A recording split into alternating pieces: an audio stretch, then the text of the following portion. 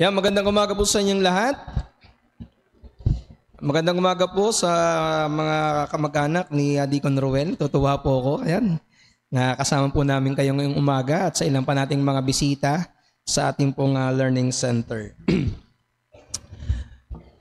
Noong March 16, 1521, narating ni Ferdinand Magellan or Fernando de Magallanes sa wikang Espanyol ang Pilipinas bilang bahagi ng kanyang ekspedisyon upang hanapin ang spice trade route para sa Espanya. Kumbaga parang aksidente lamang ang kanyang pagkapatpad dito sa Pilipinas.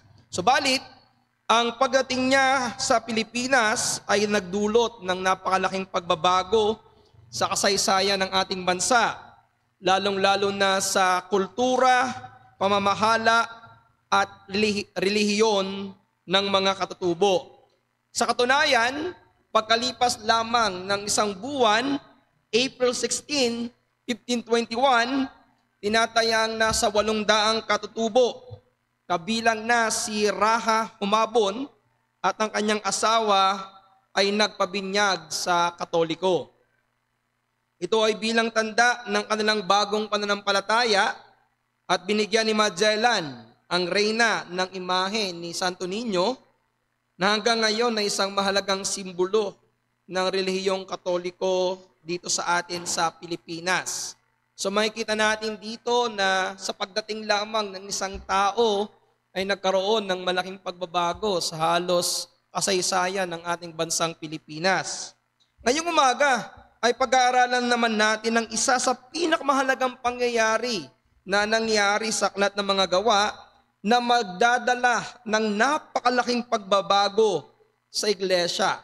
At ito ay hindi pagdating ng isang tao, kundi ito'y pagdating ng ikatlong persona ng Diyos, ang banal na Espiritu, at ito ay naganap sa araw ng Pentecostes. Nahahati po ang Aklat ng Mga Gawa ang Aklat ng Mga Gawa kabanatang 2 sa 3 bahagi. Una, inilarawan po ni Lucas ang kaganapan sa araw ng Pentecostes mula verse 1 hanggang verse 14. Pangalawa, ipapaliwanag niya ito, yung nangyari sa Pentecostes mula verse 14 hanggang verse 41. At ang huli ay kanyang ipapakita yung naging epekto ng Pentecostes sa iglesia mula verse 42 hanggang verse 47. Pero ngayong umaga, ang ating munang pag-aaralan ay ang Gawa chapter 2 verses 1 to 13 kung saan isinalaysay ni Lucas ang mga pangyayaring naganap sa araw ng Pentecostes. Kaya naman bago nating buksan ang ating pong mga Biblia, nais ko munang anayahan ng bawat isa na tayo po ay manalangin. Aming Diyos, ngayong araw na ito, isang pag-aaral mula sa kapangyarihan ng Banal na Espiritu ang aming pong pag-uusapan at pagbubulay-bulayan. Aming Diyos, aming kinikilala na kung wala po ang Banal na Espiritu na gumagabay, tumutulong, nagpapadalisay, at nagbibigay kapangyarihan sa iglesia, wala kaming lahat dito. Hindi kami maaabot ng ebanghelyo, hindi kami maaabot ng kaligtasan. Kaya salamat Panginoon, iyong isinugo ang iyong Banal na Espiritu na siyang naging kapangyarihan ng mga alagad. Nagkaroon sila ng katapangan, nagkaroon sila ng kasigasigan, hinarap nila ang lahat ng mga pagdurusa, mga pag-uusig at pangungutya, may parting lamang ebanghelyo sa lahat ng mga tao. Nawa sa amin pong pagkakita sa kasaysayan ng pagdating ng Banal na Espiritu, magdalito sa amin ng katotohanan sa pagbalik sa kasaysayan kung paanong iyong pinalakas at pinagbunga ang iyong iglesia sa pamamagitan ng Banal na Espiritu. O Diyos, maraming pong salamat. Ikaw pong aming pinasasalamatan at pinapupurihan sa oras na ito. Nawa gumawa ka sa buhay ng iyong mga anak, lalong-lalo sa aming mga bisita. Salamat po sa pangalan po ng Panginoong Yesus. Amen. Kung kayo po ay mayroong mga Biblia, nais ko po kayong anayahan na buksan ito sa Aklat ng Mga Gawa, Kabanatang 2, talatang 1 hanggang 13. At kapag inyo na pong nakita, tayo pong lahat ay sama-samang tatayo, sabay-sabay na tatayo, at ating pong babasahin ang salita ng ating Panginoon. Acts chapter 2, mula verse 1 to verse 13. Aklat ng mga gawa, kabanatang 2, talatang 1 hanggang 13. Kung nakita na po ninyo, nais kong basahin sa inyo ang salita po ng ating Panginoon, Aklat ng mga gawa, kabanatang 2, talatang 1 hanggang 13. At nang dumating nga ang araw ng Pentecostes, silang lahat ay nangakakatipon sa isang dako. At biglang dumating mula sa langit ang isang ugong na gaya ng isang humahagabis na hanging malakas, at pinuno ang buong bahay ng kanilang kinaupuan. At sa kanila ay may nagpakitang mga dilang kawangis ng apoy na nagkakabahabahagi at dumapo sa bawat isa sa kanila. At silang lahat ay nangapuspos ng Espiritu Santo at nagpasimulang mga salita ng iba't ibang wika ayon sa ipinagkaloob ng Espiritu na kanilang salitain. May mga nagsisitahan nga sa Jerusalem na mga Hudyo, mga lalaking relihiyoso, na buhat sa bawat bansa sa ilalim ng langit. At nang marinig ang ugong na ito, ay nangagkatipon ang karamihan at nangamaang, sapagkat sa kanila'y narinig ang bawat isa na sinasalita ang kaniyang sariling wika. Asang lang lahat ay nangagtaka at nagsipangilalas na nagsasabi, narito, hindi baga ang mga Galileyong lahat ang mga nagsipagsalitang ito? Bakit nga nangarinig ang bawat isa sa atin ang ating sariling wikang kinamulatan?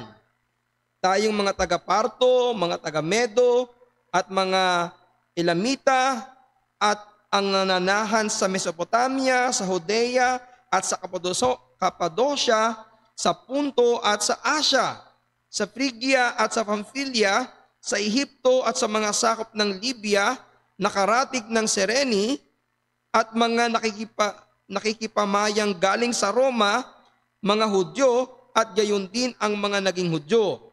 Mga Cretense at mga Arabe, ay nangaririnig nating nagsisipagsalita sila sa ating mga wika ng may mga kapangyarihang gawa ng Diyos. At silang lahat ay nangagtaka at nangalito na sinasabi sa isa't isa, anong kahulugan nito? Datapwat ang mga iba'y nangaglilibak na nangagsasabi, sila'y puno ng bagong alak. Marami po tayong maupo.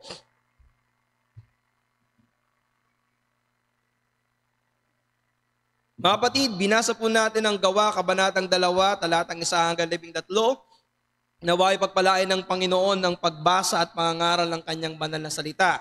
Pinamagatan ko po ang ating mensahe ngayong araw na ito ng Pentecostes, pagdating ng banal na Espiritu. Ang aklat po ng mga Gawa, kabanatang 2, ay dapat nating tingnan bilang isang natatanging pangyayari or isang unique event na nagpapahayag ng isang bagong yugto ng pakikitungo ng Diyos sa kanyang bayan, lalong-lalo na sa kanyang iglesia.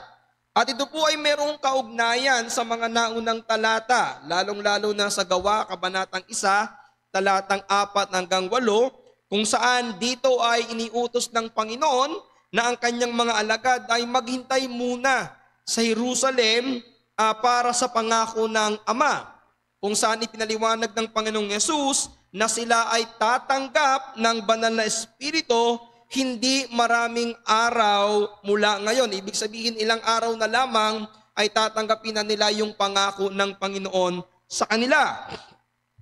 At tatanggap sila ng kapangyarihan sa pagdating ng banal na Espiritu upang sila ay maging saksi ng Panginoon mula sa Jerusalem, sa buong Judea, Samaria at hanggang sa kahuli-hulihang bahagi ng lupa. At dito makikita rin natin kung papaanong ang ministeryo ng Panginoong Yesus ay nakasalalay sa kapangyarihan ng banal na Espiritu, gayon din naman ang ministeryo ng mga alagad ay nakasalalay sa kapangyarihan ng banal na Espiritu na kanilang tatanggapin sa araw ng Pentecostes. Kung saan, bagamat pansamantala na nilang naranasan ang kapangyarihan ng Banal na Espiritu noon, pero sa araw ng Pentecostes, magkakaroon po ito ng pagkakaiba. Sapagkat sa araw ng Pentecostes, ang Banal na Espiritu ay mananahan na sa kanila. Ang araw po ng Pentecostes ay nagpapakilala ng pagsisimula ng bagong panahon ng Banal na Espiritu, kung saan pupuspusin ng Banal na Espiritu ang mga tao ng Diyos at bibigyan sila ng kapangyarihan para maging saksi sa lahat ng mga bansa. At kung makikita natin, ito yung dahilan kung bakit tayo ngayon ay naabot ng Ebanghelyo. Sapagkat kapag tinalakay natin ang aklat ng mga gawa, makikita natin kung paanong hinadlangan ng maraming mga pag-uusig, ng maraming mga panganib hanggang kamatayan ang Ebanghelyo. Subalit dahil sa kapangyarihan ng Banal na Espiritu na nasa mga alagad, nagpatuloy ang pangangaral ng Ebanghelyo. Kaya masabi natin mga kapatid na ang Pentecostes ay tanda po ng paglipat o yung tinatawag nating transition mula sa pagtubos na tinapos ng anak o yung tinatawag nating redemption accomplished by the Son, patungo sa pagtubos na inilalapat ng Banal na Espiritu o redemption applied by the Holy Spirit. Yung tinapos na kaligtasan ng anak ay inilalapat ngayon ng Banal na Espiritu. At kapag tinalakay natin ang buong aklat ng mga gawa, makikita na po ninyo na ang diwa ng Pentecostes ay nakatuon sa misyon. No, kung saan ang layunin ng misyon na ito ay mapuno ang buong mundo ng kaalaman tungkol sa kalawalatian ng Panginoon, gaya ng pagtatakip ng tubig sa dagat, ayon sa Habakkuk chapter 2 verse 14. Nang pinakalayunin pala nito is maabot ang lahat ng mga tao ng Ebanghelyo, gaya na kung papaanong ang tubig ay tumatakip sa dagat. Kaya mapatid, kung tunay nating mauunawaan ang dakilang kapangyarihang ito, nawa magsimulang mag-alab ang ating mga puso at magkaroon tayo ng hangarin na makita ng mga tao, na makita ang mga tao mula sa bawat lahi, bawat wika at bawat bansa na yumuyukod at sumasampalataya sa ating Panginoong Jesucristo bilang kanilang Panginoon at tagapagligtas. At sa aming mga bisita, we are so happy na kayo ay nandito ngayon. At nais kong sabihin sa inyo, ito yung isang dahilan kung bakit namin kayo inaanyayahan ngayong araw na ito. Ang layunin namin ay upang ipakilala sa inyo si Jesucristo na namatay sa krus, na nagbayad ng mga kasalanan upang kayo, kapag kayo ay sumampalataya, ay magkaroon ng buhay na walang hanggan. Ang ibig sabihin, ang mensahe pa lang ito ay hindi isang mensahe ngayon lamang, kundi noon pa lamang nagsisimula ang iglesia, nilayo na ng Panginoon na ang mga tao ay makarinig ng Ebanghelyo at sumampalataya sa Kanya. Kaya ito yung mensahe natin ngayong umaga. Ang pagdating ng Banal na Espiritu ay upang panahanan at bigyang kapangyarihan ng mga alagad sa pagpapalaganap ng Ebanghelyo sa buong mundo. Ito yung pinakalayunin kung bakit dumating ang Banal na Espiritu, upang ipalaganap ang Ebanghelyo ng ating Panginoong Jesucristo. Now, para maunawaan natin ang pangyayari ito, mahalagang malaman natin kung ano yung nangyari sa panahon ng Pentecostes. Kaya 2 puntos lamang po ang ating pag-aaralan ngayong umaga. Una, pag-uusapan natin yung kaganapan sa araw ng Pentecostes, at ang pangalawa, yung tugon sa araw ng Pentecostes. Una, pag-usapan muna natin yung kaganapan sa araw ng Pentecostes. Sa verse 1, sinabi po ni Lucas na ito ay araw ng Pentecostes. Now, again, pag sinabi nating Pentecostes, ang tinutukoy po natin dito ay 50. Bakit kaya ito naging 50? Papaliwanag natin. Now, ang araw po na ito ay kabilang sa tinatawag nating Fiesta ng isang linggo o Feast of the Weeks sa Lumang Tipan. Ibig sabihin, ito po'y ginaganap tuwing ika-50 araw matapos ang Paskwa. Kaya po ito tinawag na Pentecostes, means 50 days. 50 days pagkatapos ng isang piyesta, which is the Feast of the Passover, kung saan kanilang inaalaala ang paglagpas, yung pagliligtas ng Panginoon mula sa pagkaalipin sa bayan ng Ehipto. After po noon, magbibilang sila ng 50 araw at ito ay tinatawag nating Pentecostes. At matatandaan nyo din po, kaya ito ay hindi isang aksidente, kasi yung Pentecostes tumutukoy din po sa 50 araw, 40 araw na ang Panginoong Yesus pagkatapos na buhay mula sa mga patay ay naglakad sa lupa, at nung siya'y umakyat sa langit, 10 araw sila nag-intay sa pagdating ng Banal na Espiritu. Kaya sa ika-50 araw, dumating ang Banal na Espiritu. Ang Pentecostes po ay pinagdiriwang bilang isang masayang paggunita sa pagtutustos o pagpuprovide ng Panginoon sa ani ng taong yon.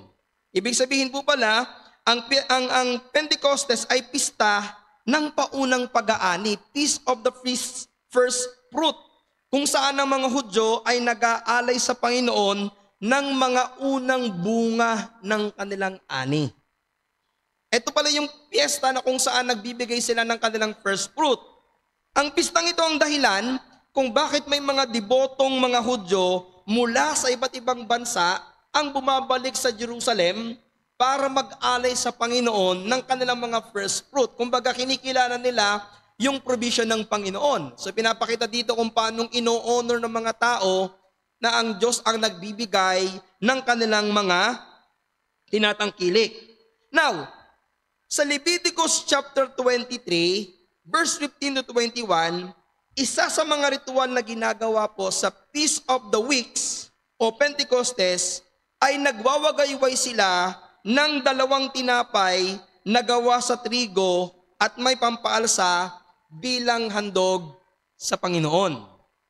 Ang 2 tinapay na ito ay sumasagisag po sa 2 grupo ng tao na pinagsama ng Diyos sa isang katawan.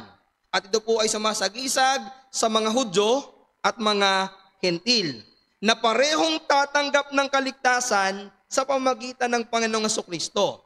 Kung inyong tatandaan, sa Lumang Tipan, ang mga Hudyo lamang ang bayan ng Diyos. Ngunit pagdating sa Bagong Tipan, ipinapakita ng Pentecostes na ang Ebanghelyo ay hindi lamang para sa mga Hudyo, kundi maging para sa mga Griego. Kaya po makikita natin yung palang ginagawa nilang ritual na napagwawagayway ng 2 tinapay ay hindi basta ritual lamang. Ito pala ay merong sinisimbolo. Kadalasan po kasi, kapag ang pampaalasa ay ginagamit sa Biblia, sumisimbolo po ito sa kasalanan. Kaya karamihan, sa mga handog sa Lumang Tipan, ang tinapay na inihahandog nila ay tinapay na walang libadura. Ngunit sa ritual na ito, sa Pentecost, ang tinapay ay may pampaalsa na sumisimbolo rin na ang mga taong bubuuin ng Diyos sa kanyang iglesia ay mga hindi perpektong tao. Sila ay mga makasalanan na maliligtas sa umagitan ng biyaya ng Diyos. Kaya naman sa araw ng Pentecostes, nung ibinuhos ng Diyos ang Banal na Espiritu sa mga alagad, nagkaroon ito ng makapangyarihang resulta. Nung nangaral si Pedro, nagresulta ito ng conversion o kaligtasan ng 3,000 katao.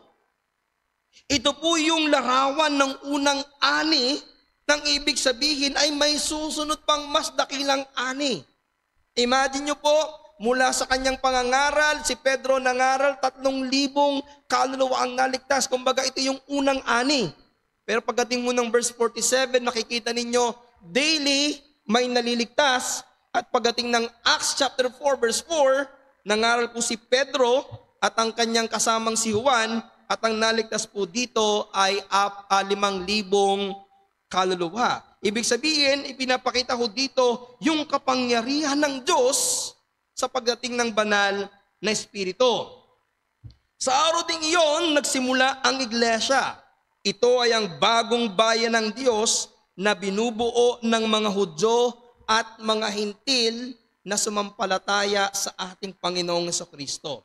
Therefore, ang piyesta pa ng Sanlinggo sa Lumang Tipan noon ay pansamantalang anihan ng mga trigo. Ngunit pagdating sa Bagong Tipan, ito ay natupad sa espiritual na anihan ng mga kaluluwa. Ipinapakita nito ang plano ng Diyos ay matagal niya nang itinakda at nagkaroon ng kaganapan sa magitan ni Kristo at ng banal na Espiritu. Ito yung tinatawag noon ni Pablo na isang hiwaga. Isang bagay na hindi pa nahahayag noon, pero pagdating ng Pentecostes ay nahayag na ang plano ng Diyos ng pagliligtas ay pagliligtas sa mga Hudyo at pagliligtas sa mga Hintil.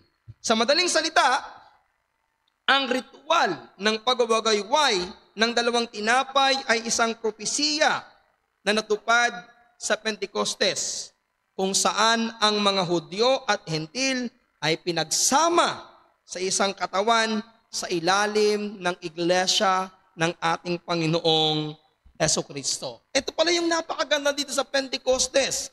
Hindi lamang ito isang simpleng piyesta o pagdiriwang, kundi ito ay merong espiritual na kahulugan na kung saan pagsasamahin ng Panginoon ang dalawang lahi na napakalayo ang pagitan.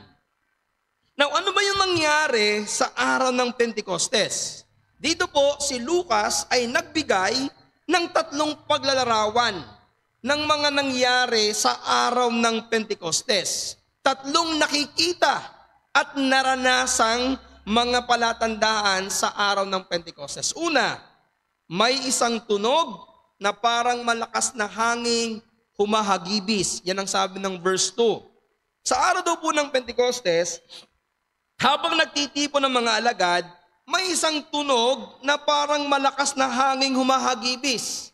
Ibig sabihin, meron silang narinig, pero wala silang nakita. May tunog, pero wala silang nakikita kung saan nanggagaling. Ito ay isang tunog ng isang malakas na hangin, at ito ay pumuno sa bahay kung saan sila ay nagtitipon. Pero ang tanong natin dito, ano ba yung kahulugan noon? Ano yung kahulugan na meron silang narinig na malakas na tunog na gaya ng isang hangin humahagibis? Alam niyo po yung salitang hangin, sa salitang Hebreo, yan ay ruah. Sa salitang Griego, yun yung pneuma. Dito nang galing yung ating term na pneumatology, which is ang ibig sabihin nito ay hangin o hininga. Anong ibig sabihin nito? Balikan natin ang simbolo nito sa Lumang Tipan. Sa Lumang Tipan po kasi, ang hangin ay malimit na ginagamit upang ipakita ang makapangyarihang presensya ng Diyos. Ang ibig sabihin pala, yung malakas na hangin na kanilang narinig ay simbolo ng makapangyarihang presensya ng Diyos. Halimbawa na lamang, kung kayo pamilyar, doon sa hanging malakas na dumaan noon kay Propeta Elias nung siya ay nasa bundok sa 1 Kings chapter 19 verse 11. O kaya naman, mas pamilyar tayo doon sa Espiritu ng Diyos na umiihip o gumagala sa ibabaw ng tubig nung nililikha ang lahat ng bagay sa mundo. Sa Genesis chapter 1 verse 2, at siguro mas pamilyar kayo sa hininga ng Diyos na nagbigay buhay sa mga tuyong buto sa pangitain ni Ezekiel. So ang ibig sabihin nito mga kapatid, yung hangin na ito ay simbolo ng presensya ng Diyos. At hindi lang yan. Ito ay simbolo rin ng kapangyarihan ng banal na Espiritu. Katulad ng hininga ng Diyos na nagbigay ng buhay kay Adan, naalala niyo ba sa Genesis? Nilikha ng Diyos ang tao mula sa alabok, pero wala siyang buhay. Kailan siya nagkaroon ng buhay? Nung siya ay hiningahan ng Diyos. Sa Ezekiel chapter 37 verse 9 to 10, sa pangitain ni Ezekiel, nakakita siya ng mga buto, pero wala silang buhay. At ito'y sinabi ng Panginoon na magkakaroon sila ng litid, magkakaroon sila ng laman, at merong hangin na dumating, at tong hangin na ito ang nagbigay ng buhay sa mga buto. Di ba? Parang iisipin natin, napaka-imposible nito, pero ito'y naglalarawan ng kapangyarihan ng Diyos. E alam niyo ba mga kapatid na ang banal na Espiritu din ang nagbibigay ng bagong buhay sa mga patay ang Espiritu. Itong sinabi ng Ephesians chapter 2, na binuhay tayo ng Diyos nung tayo mga patay pa nang dahil sa ating mga kasalanan at pagsalangsang. So yung malakas na hangin na ito ay naglalarawan ng isang makapangyarihang pagbabago na magaganap.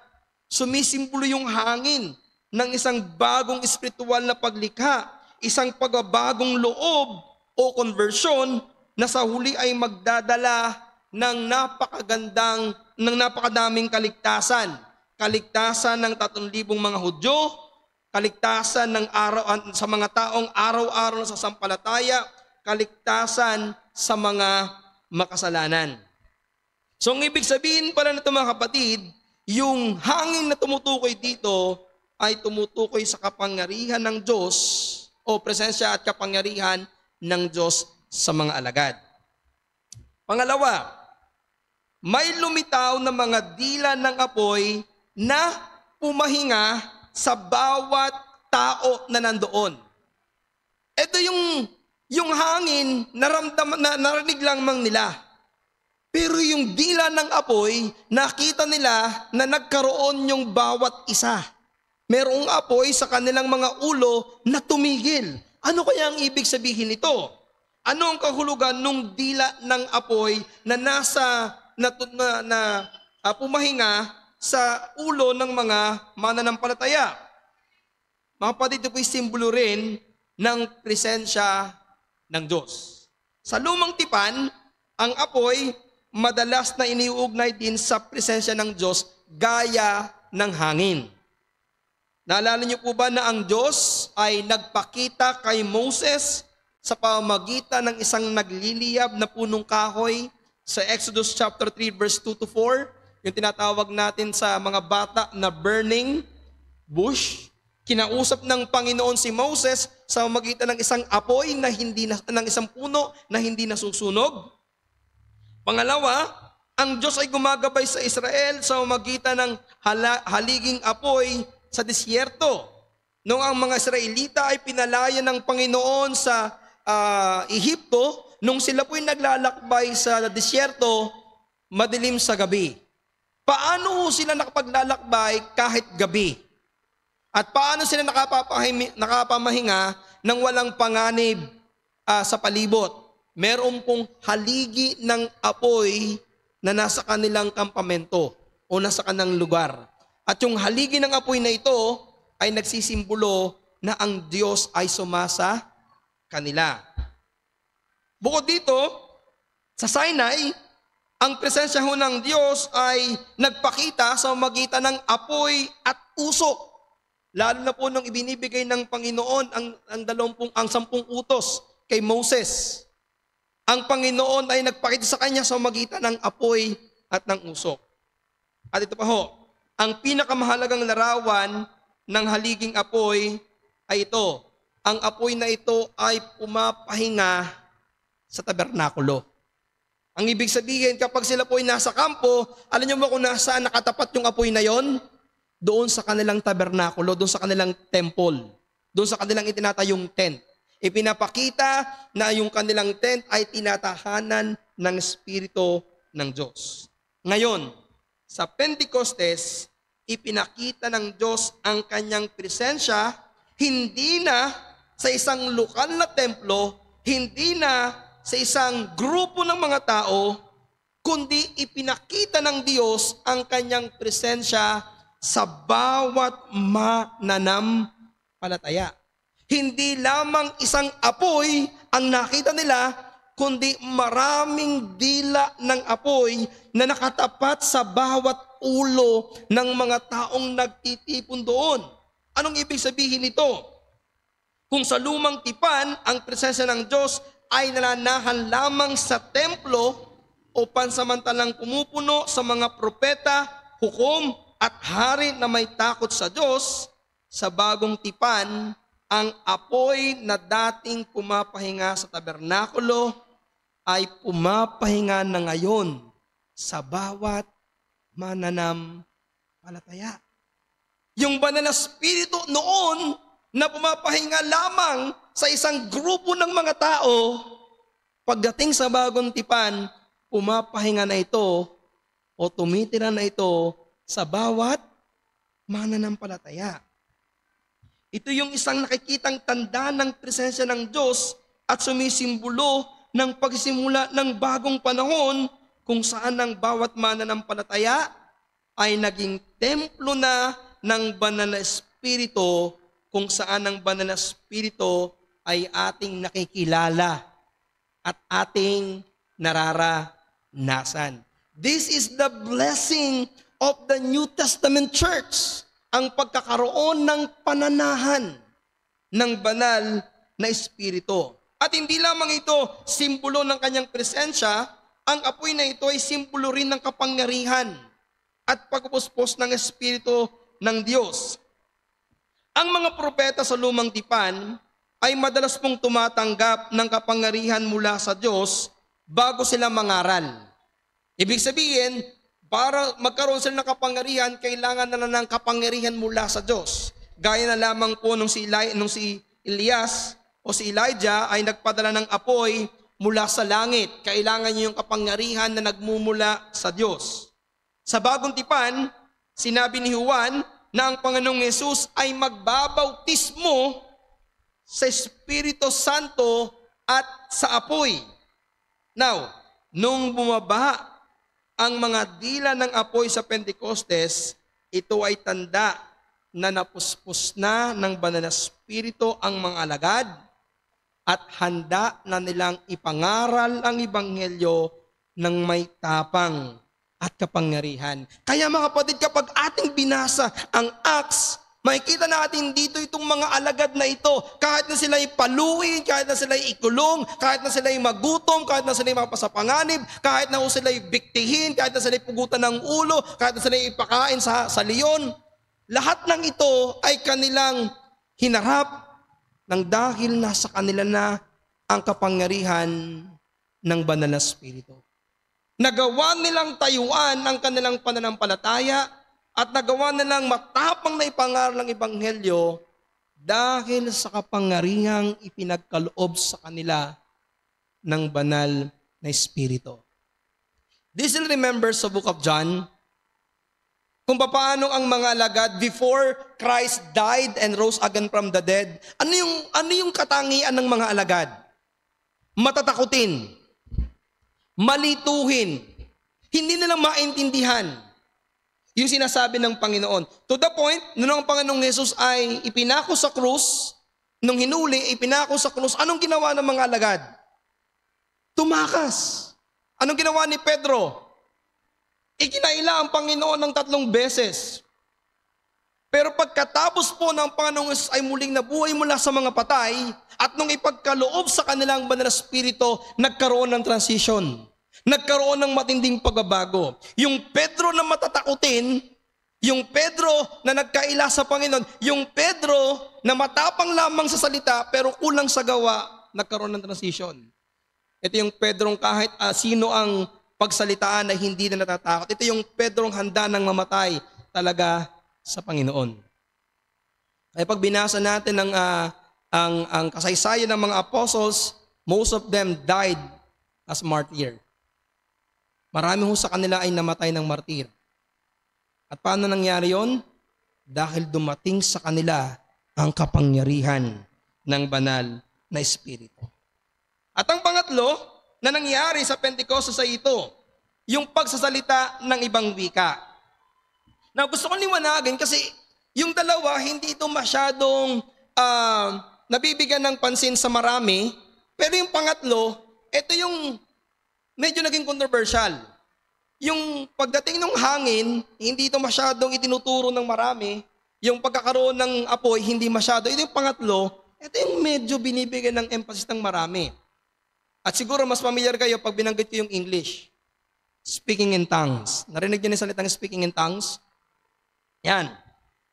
Maraming mga tao, Ang paniniwala nila, kapag ang isang tao ay naging mananampalataya, para mapatunayang ikaw ay totoong mananampalataya at ikaw ay nabubuspos ng banal na spirito, kailangan mong maranasan ang speaking in tongue.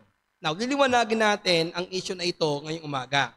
Now, gusto ko liwanagin na ang mga wika na sinalita sa araw ng Pentecostes ay hindi ho basta walang kabuluhang salita o yung tinatawag nating mga gibberish words ay yung mga salitang walang kahulugan na gaya ng ginagawa ng karamihang mga Pentecostal at mga charismatic, kung saan sila po ay nagsasalita ng mga banyagang wika o mga hindi maintindihang wika na walang kayang makapagpaliwanag.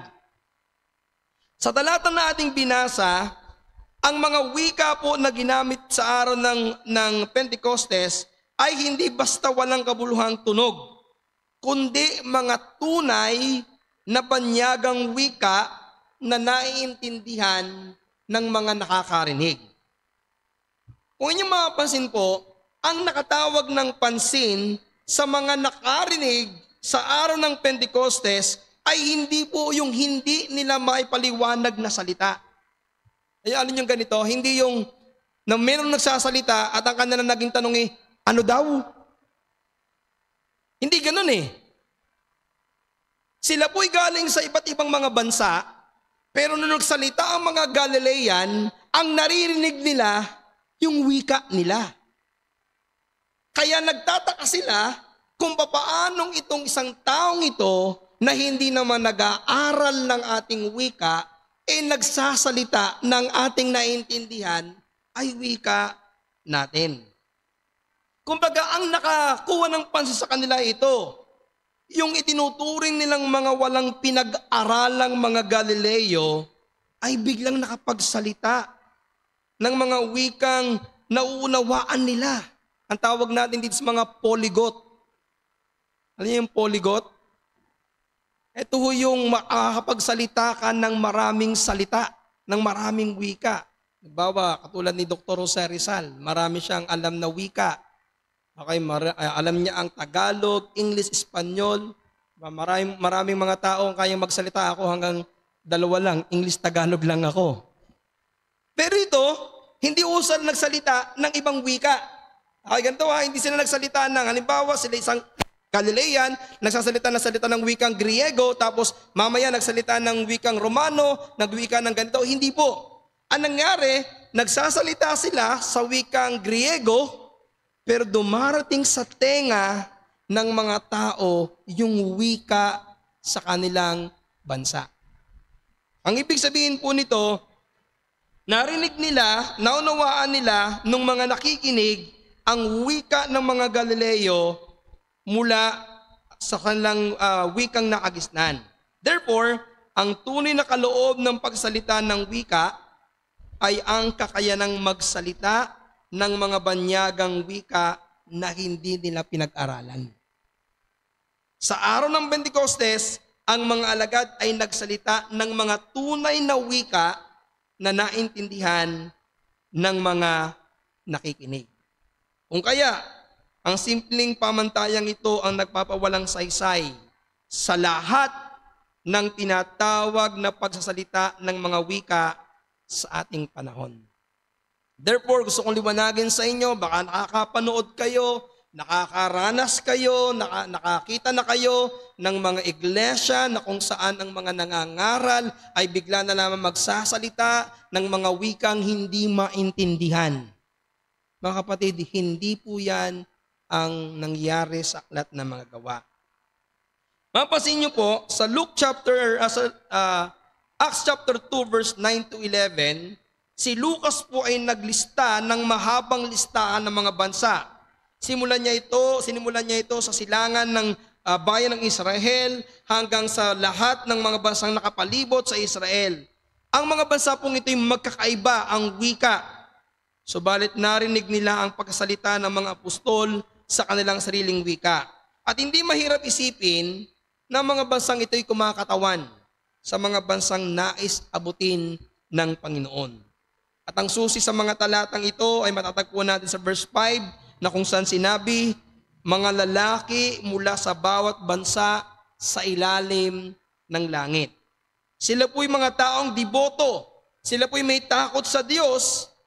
Makikita ito sa kanilang sa katotohanan sila naglakbay pa ng mula sa malalayong lugar patungo sa Jerusalem upang ipagdiwang lamang ang pista ng Pentecostes. Ngunit nung panahong ito, hindi pa nila alam na ang Mesyas ay dumating na at hindi pa nila alam na inihandog na ng Mesyas ang kanyang sarili para sa kanila. Pero sa ilang sandali lamang, ipapangaral sa kanila ni Pedro ang patungkol kay Kristo na muling nabuhay mula sa mga patay at ito ang magliligtas sa kanila. Alam niyo mga kapatid, habang tinitingnan natin ito pong nangyaring ito sa Pentecostes ay maaari nating balikan sa nangyari sa Lumang Tipan sa panahon ng Tower of Babel. Alam niyo po, sa Genesis chapter 10, nagkaroon po ng talaan ng listahan ng mga bansa.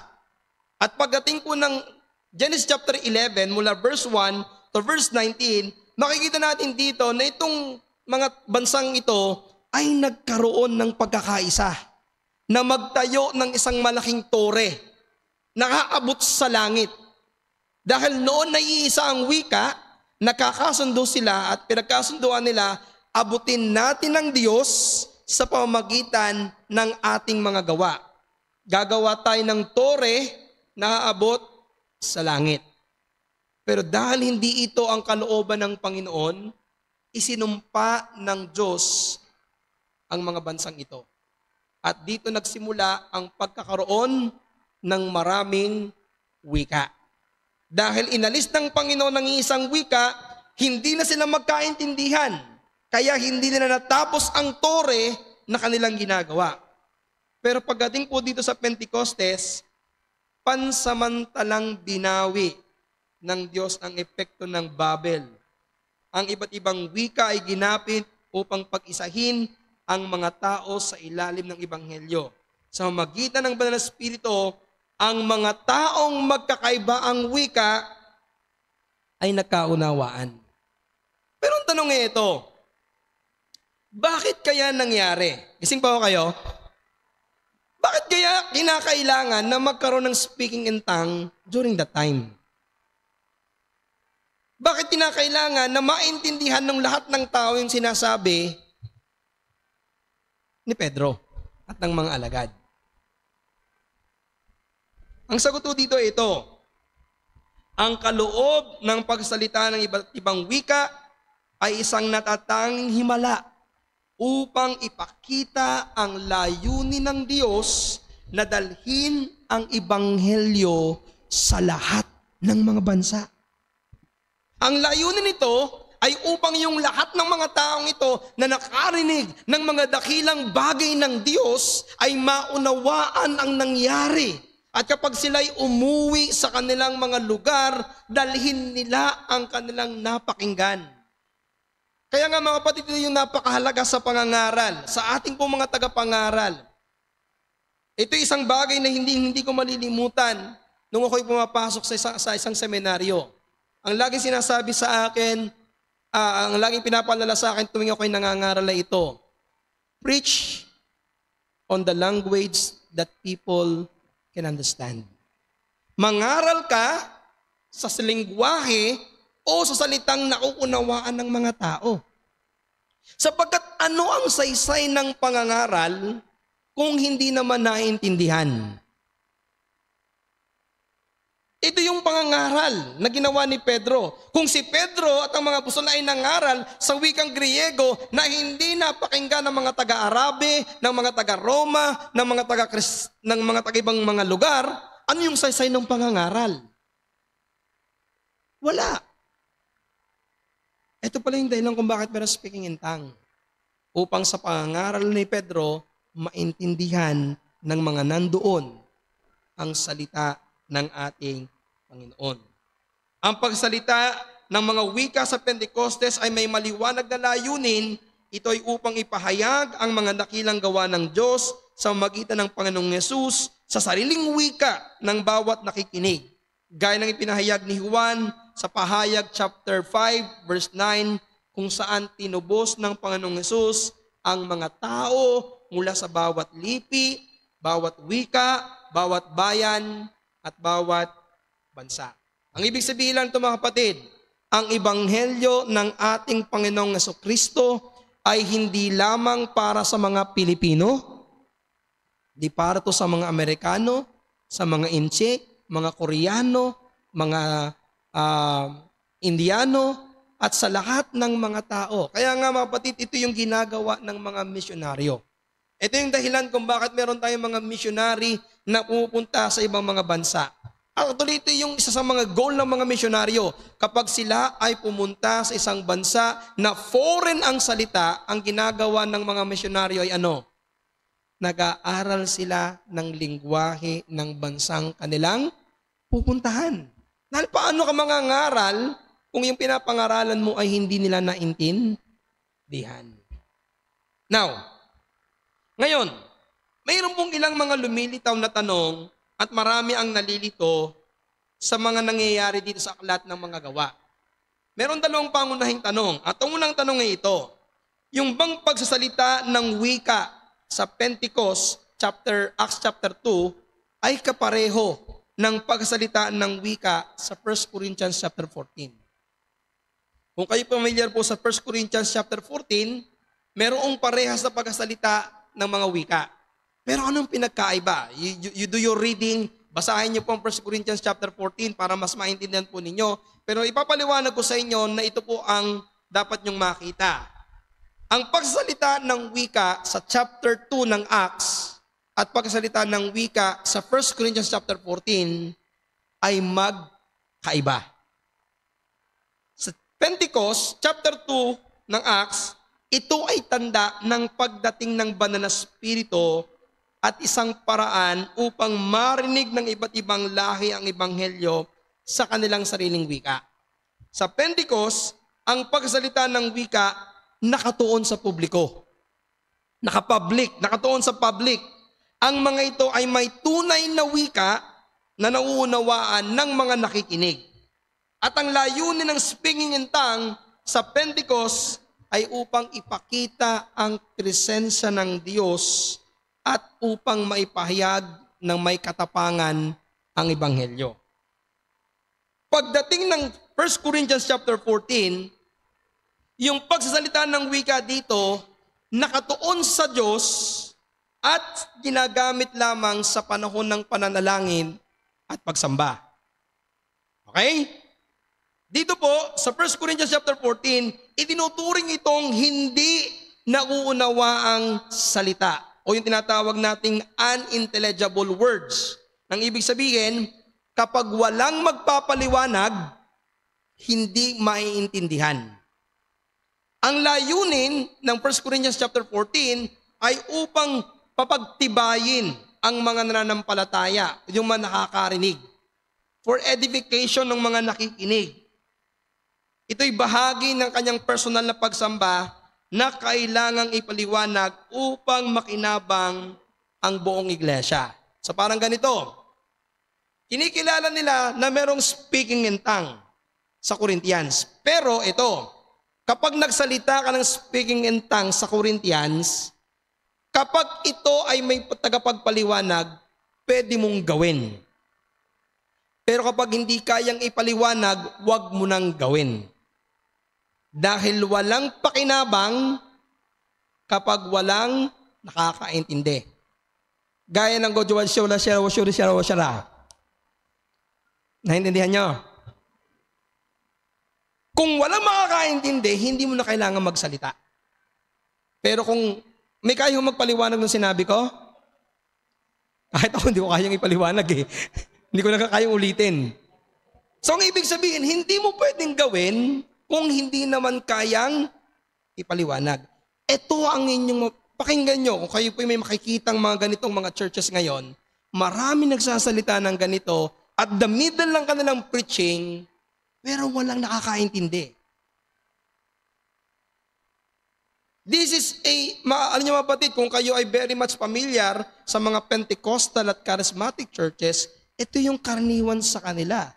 At sinasabi nila napupuspos ka ng Espiritu kapag nagsasalita ka ng mga wika. Hindi po. Hindi yan ang katunayan.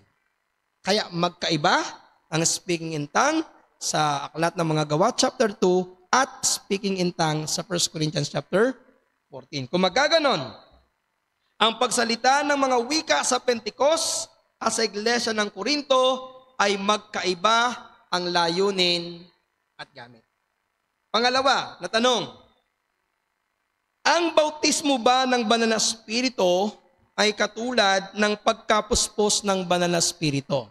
Is baptism of the Holy Spirit the same with the filling of the Holy Spirit? Bakit?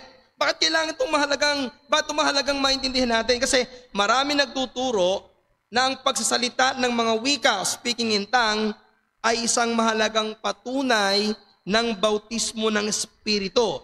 At kung wala ka nito, kulang ka sa isang mahalagang espiritual na karanasan. Hindi ka puspos ng Banal na Espiritu.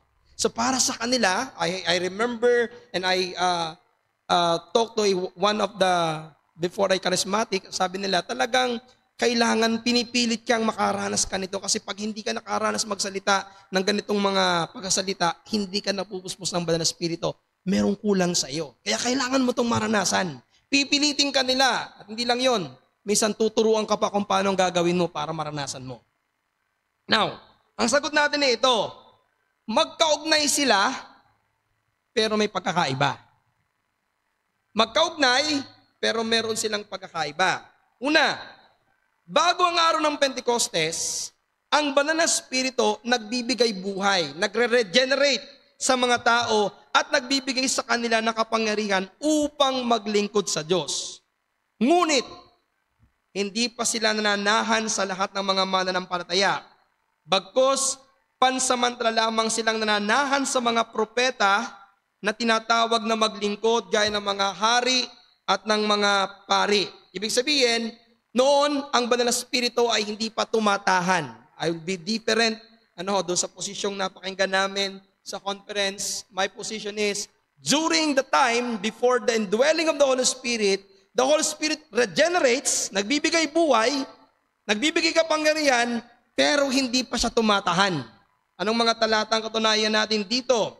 When David, si David din nagkasala, sa awit 51 verse 11, ang kanyang panalangin, huwag mo akong paalisin sa iyong harapan at huwag mong bawiin ang iyong Santong Espiritu sa akin. Merong fear si David na alisin ng Panginoon ng Espiritu sa kanya.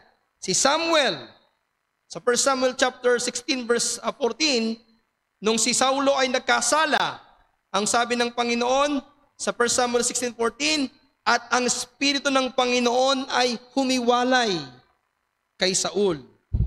Sa John chapter 7 verse 39, ngunit hindi sinasalita niya tungkol sa Espiritu na tatanggapin ng mga nagsisampalataya sa Kanya sapagkat hindi pa ipinagkakaloob ang Espiritu sapagkat hindi pa niluluwalhati si Kristo.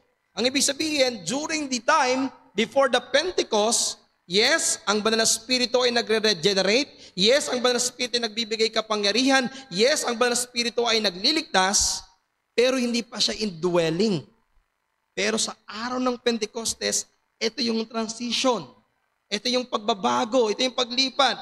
Kung saan ang mga mananampalataya mula noon ay pinanahanan na ng Banal na Espiritu. Kaya sa Acts chapter 1 verse 5, sinabi ng Panginoon sa mga apostol, babautismuhan kayo ng Banal na Espiritu. Kailan ito naganap? During the time ng Pentecost. Kaya sa araw ng Pentecostes at mula noon, ang mga alagad ay nabautismuhan sa Banal na Espiritu bilang katuparan ng pangako ng Diyos. Ang ibig sabihin, ito, nung matapos na ang panahon ng transition, lahat ng mga sumampalataya sa Panginoong Hesus, binautismuhan sa Banal na Espiritu. Ang ibig sabihin, nung ikaw ay sumampalataya sa Panginoong Hesukristo, ikaw ay binautismuhan sa Banal na Espiritu. The moment na sumampalataya kay Kristo, ang banal na Espiritu ay tumahana sa iyo. Kaya kung ikaw ay nagsisi na sa iyong mga kasalanan, tinanggap mo na ang iyong pagkamakasalanan, na wala kang kakayanang iligtas ang iyong sarili. Simula nang ikaw sumampalataya kay Jesus, tumanggap ka ng banal na Espiritu. Ngayon, anong sinabi ni Pablo sa Romans chapter 8 verse 9? Datapwat kayo'y wala sa laman, kundi nasa Espiritu, kung gayon, tumitira sa inyo ang Espiritu ng Diyos. Now, ito yung liliwanagin ko ha, sa buong bagong tipan, walang utos sa mga mananampalataya na dapat mong hanapin na ikaw ay mabautismuhan sa banal na Espiritu. Dahil ang pagbabautismo ng banal na Espiritu ay ginagawa ng Diyos. Ang Diyos ang nagbabautismo sa banal na Espiritu, kaya ito ay hindi isang karanasang dapat mong pagsikapan o hanapin. Ang iniuutos sa mga tao ay ano? Mapuspos ng banal na Espiritu. Nung ibig sabihin naman ng mapuspos, magpasakop ka sa pangunguna ng banal na Espiritu. Now, ito yung unique na nangyari sa Pentecostes. Ang mga mananampalataya sa Pentecostes ay hindi lamang binautismuhan ng banal na Espiritu, kundi at the same time, napuspos ng banal na Espiritu. Yan ang sinabi ng chapter 2 verse 4. At sila'y nangapuspos ng banal na Espiritu. Habang ang bautismo sa Espiritu ay minsanang nangyayari. Yung baptism of the Holy Spirit ay one time, yung filling of the Holy Spirit o pagiging puspos ng banal na Espiritu ay all the time. Nangyayari ito ng paulit-ulit. Nagaganap ito ng paulit-ulit. Mabasa niyo po yan sa Acts chapter 4 verse 8, Acts chapter 4 verse 31, chapter 6 verse 5, and so on. Napakaraming mga talata ang nagtuturo sa atin, nagpapakita sa atin na tayo ay kinakailangan mapuspos ng banal na Espiritu. Ang tanong, paano ba napupuspos ng banal na Espiritu? Ito ba yung ginagawa ng mga Pentecost at mga Charismatic? Nakakanta kayo ng isang oras, nang iiyak kayo at maraming mga kwento, at pagkatapos ay makakaranas ka ng panginginig, pangingisay, paglulupagi, at saka yung ikaw ay anuhan sa ulo at ikaw ay babagsak? Yung ba yun? Are you filled with the Holy Spirit kapag ikay bumagsak at nangisay? Hindi po. Hindi yan ang sinasabi ng banal na kasulatan. Para mapuspos ka ng banal na Espiritu. Paano ka mapupuspos ng banal na Espiritu? Una, kailangan mong pagsisihan ng lahat ng iyong mga kasalanan at isuko ang iyong buhay sa Panginoon. To be filled with the Holy Spirit is what? You need to be cleansed by the blood of the Lord Jesus Christ. Kailangan napatawad ka na sa iyong mga kasalanan. Kailangan ikaw ay nalinis na ng Panginoon. Dapat lubusan ka nagpapasakop sa banal na Espiritu at umaasa ka sa lahat ng hakbang mo sa iyong buhay sa banal na Espiritu. Kaya sabi ng Galatians chapter 5 verse 6, to be filled with the Holy Spirit is to walk with the Spirit. Ang isang taong puspos ng banal na Espiritu, lumalakad sa Espiritu. At pangalawa, na napakahalaga, ang mapuspos ng banal na Espiritu ay may kaugnayan sa pananatili sa salita ng Diyos. Ang mga taong napupuspos ng banal na Espiritu ay ang mga taong napupuspos ng salita ng Diyos. Hindi ka maaring mapuspos ng banal na Espiritu na hindi ka babad sa salita ng Diyos. Kaya yung makikita ninyo, isang atin pa lamang nila sa isang meeting nila, kapag sila ay pinatungan ng kamay ay nangingisay na ng walang kalaman sa salita ng Diyos, walang pagsisi sa kanyang kasalanan, hindi yun totoo. Dahil ang totoong napupuspos ng banal na Espiritu, yung mga taong lumapit sa Diyos at hawak-hawak ang kanyang salita. Hindi maaaring mahiwalay ang pananatili ng salita ng Diyos sa buhay ng isang taong napupuspos ng Espiritu ng Diyos. Kaya ang punto natin, Ang pagsasalita ng wika ay isang mahalagang tanda sa araw ng Pentecostes. Ngunit ang iniutos na hanapin ng mga mananampalataya ay ang mapuspos ng Espiritu. Ang layunin ng Banal na Espiritu ay hindi lamang magbigay ng isang natatanging karanasan, kundi ang baguhin ang buhay ng isang taong na kay Kristo at magkaroon ng kabanalan. Kaya mga kapatid, ito yung hamon ko sa inyo ngayong umaga. Ang hamon ko sa inyo sa ating unang punto sa ito, huwag mong hanaping makapagsalita ka ng maraming wika. Ang hanapin mo, mapuspos ka ng Banal na Espiritu at mamuhay ka ng may kabanalan at kawangis ng ating Panginoong Jesucristo. Na kapag tumitingin sa iyo ang mga tao, ang makita nila ay si Kristo. Yan ang hamon ko sa inyo ngayong umaga. Ikaw ba'y puspos ng Banal na Espiritu?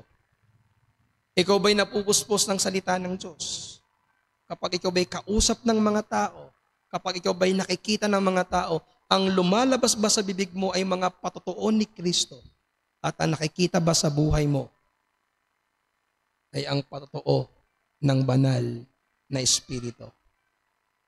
At dahil sa katotohanan yan, meron dalawang tugon. Maikli lang naman to. Verse 12 to verse 13. Matapos maganap ang himala ng Pentecostes, nagkaroon po ng dalawang pangunahing tugon mula sa mga nakasaksi at mula sa mga nakarinig.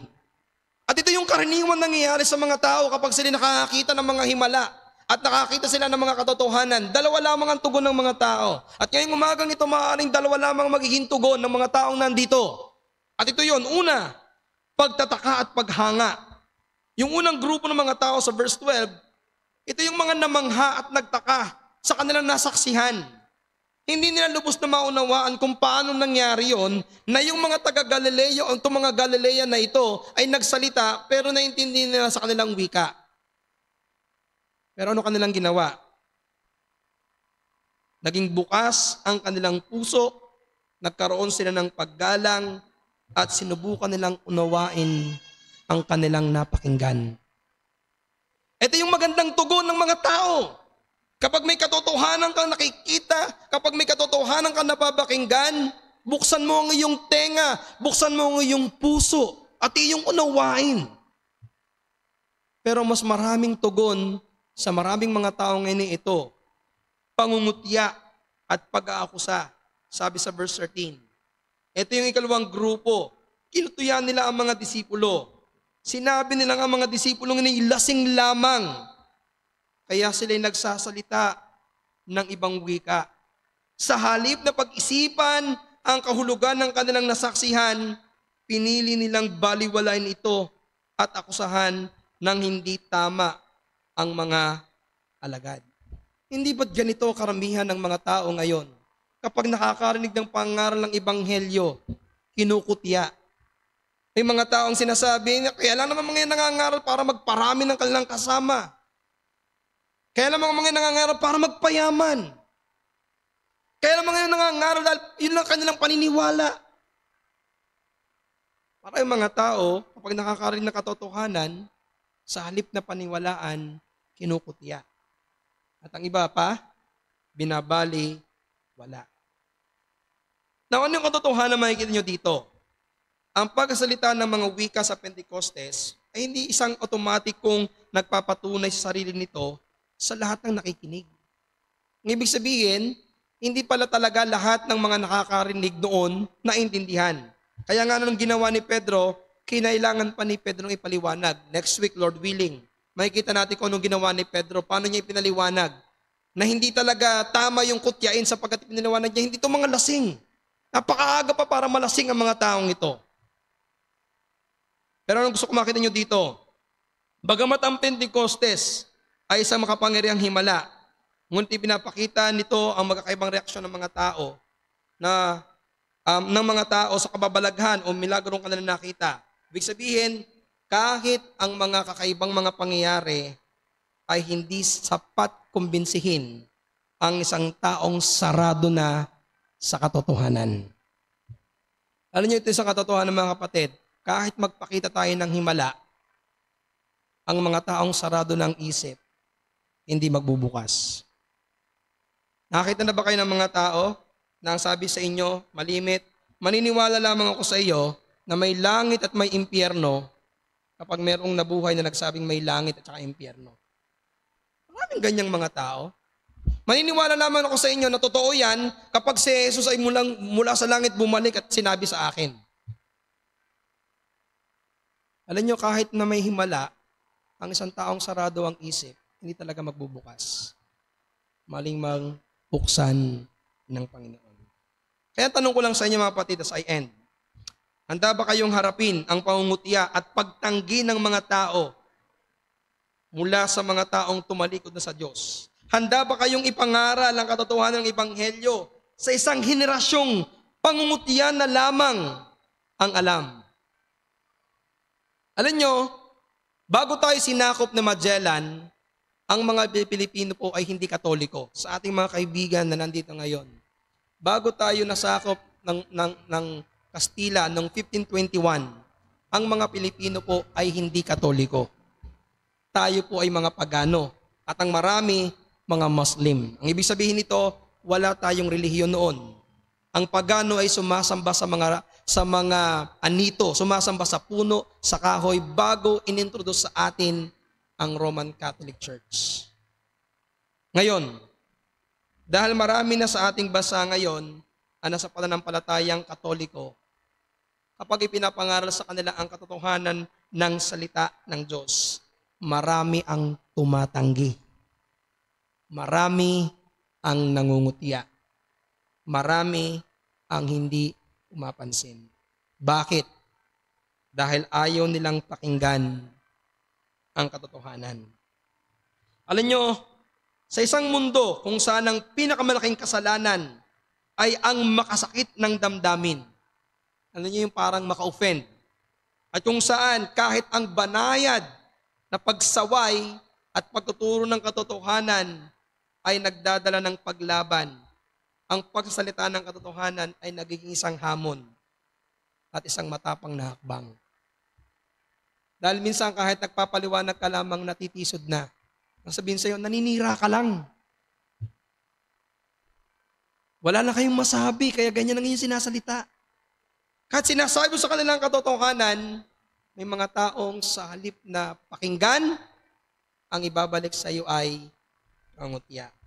Ang tanong ko sa inyo, handa ba tayong tumayo sa katotohanan kahit na ang kapalit nito ay pangungutya at pagsalungan?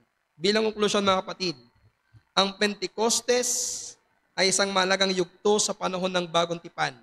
Sa pangyayaring ito, nasaksihan natin ang presensya ng Diyos na laging may kasamang pagkapakita ng kanyang kaluwalhatian at kapangyarihan. Sa kabanatang ito, ang kaluwalhatian ng Diyos ay narinig, nakita at sanalita. Hindi lamang ito naunawaan, kundi naranasan mismo ng mga alagad. Sa malakas na hangin, sa dilang apoy, at sa pagsalita ng wika. Ngunit, niliwanagin ko, hindi nais ni Lucas na isipin ng sinuman na kanyang mambabasa na kaya nilang ulitin ang Pentecostes na karanasan. Hindi niya hinahangad na pukawin ang sinumang iglesia na muling maranasan ang Pentecostes. Ang nais dito ni Lucas ay ipakita kung paanong ang kapangyarihan ng banal na Espiritu ang nagpabago sa puso ng mga sumampalataya upang may palaganap ang Ebanghelyo ng ating Panginoong Jesucristo. At sana ngayong umaga, nakita natin kung paanong gumawa ang banal na Espiritu sa ating buhay at kung paano siya dapat gumagawa